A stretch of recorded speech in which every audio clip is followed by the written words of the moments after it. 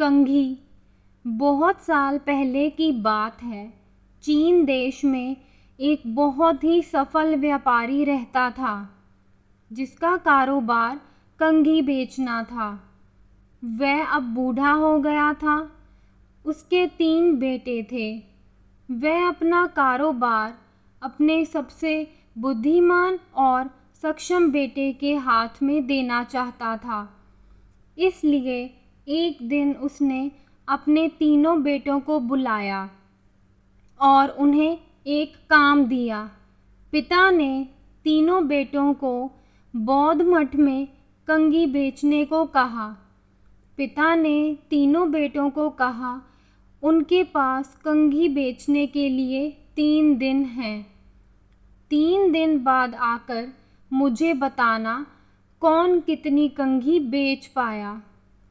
उनके तीनों बेटे हैरान थे क्योंकि मठ में रहने वाले सभी लोग गंजे थे।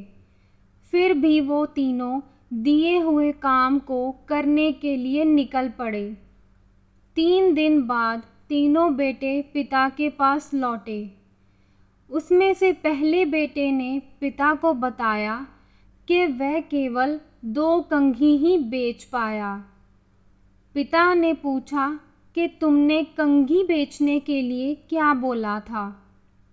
पहले बेटे ने जवाब दिया, मैंने उनसे कहा कि वह कंघी का इस्तेमाल अपनी पीठ को खुजलाने के लिए भी कर सकते हैं।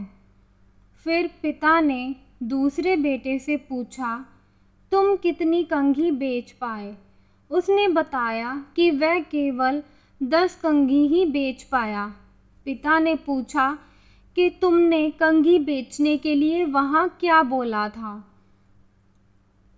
दूसरे बेटे ने उत्तर दिया, मैंने उन्हें कंघी खरीद कर मठ में रखने के लिए सलाह दी थी, जिससे तीर्थ यात्रियों को अपने बालों में कंघी करने में मदद मिलेगी, क्योंकि हो सकता है कि यात्रा के दौरान उनके बाल झड़ सकते हैं।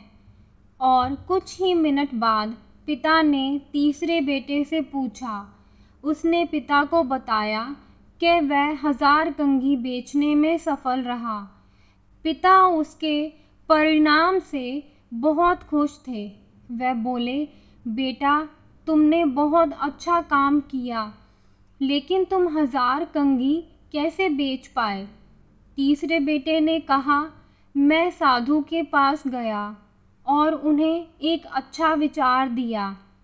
विचार ये था कि यदि बौद्ध धर्म की कुछ शिक्षाओं को कंघी पर छापा जाए और यात्रियों को उपहार के रूप में दिया जाए।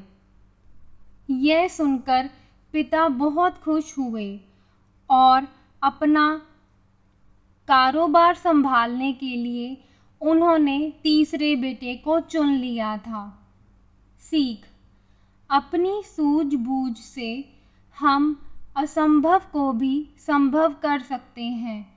Please like, share, subscribe.